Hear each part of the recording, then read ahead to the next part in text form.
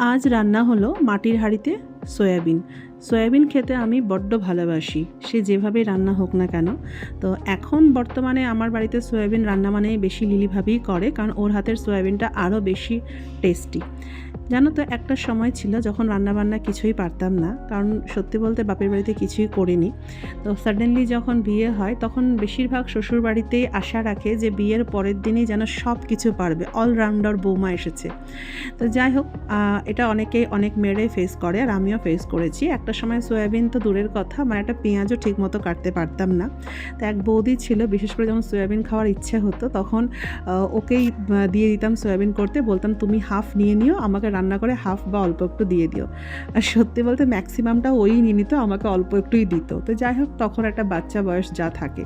তো এখন তো সবই রান্না করতে শিখে গেছি। আজকে রান্না করছি মাটির হাঁড়িতে। এই মাটির হাঁড়িটা নিয়ে এসেছিলাম হচ্ছে মাটন হান্ডি করার জন্য, বাট সেই সময় আর হয়ে উঠলো না। তো যাই হোক, আজকে সয়াবিন হান্ডি করে দেখি কেমনটি হয়।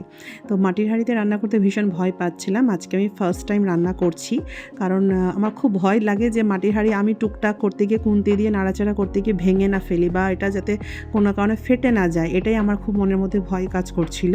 তো খুব হালকা হাতেই আমি রান্নাটা করেছি। তো এই যে নর্মাল যেভাবে আমরা সয়াবিন রান্না করি, পেঁয়াজ দিয়ে, আমরা পেঁয়াজ কুচি দিয়ে সেটাকে একটু হালকা ভেজে নিয়ে তার মধ্যে একটু আদা রসুন বাটা, একটু জিরে গুঁড়ো, লঙ্কা গুঁড়ো দিয়ে কষিয়ে নিয়ে যেভাবে আমি রান্না করি ঠিক এইভাবেই। আর আলুটা ছোটো ছোটো করে দিতে হবে, আর সয়াবিনটা একটু যেটা গরম জলে একটু হালকা করে ভাপ নিয়ে নিতে হবে, একটু সেদ্ধ করে নিতে হবে যেটা হয়।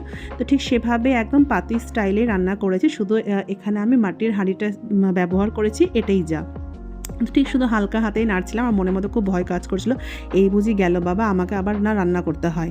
এই না আমি খুন্তির নাড়াচাড়া করতে গিয়ে ফাটিয়ে দিই হাঁড়িটাকে। তো যাই হোক, কোনো কারণে ফাটেনি, খুব ভালোভাবেই আমার রান্নাটা হয়ে গেছে। ডিমটা তো অপশনাল, যে যেটা ভালোবাসে। সাথে নামানোর আগে আগে একটু ভাজা মশলা দিয়ে দিতে হবে, দিয়ে হালকা একটু ঢেকে রাখতে হবে, তাহলে একটু দমটা হয়ে যাবে। তারপরে দেখো সয়াবিন একদম রেডি।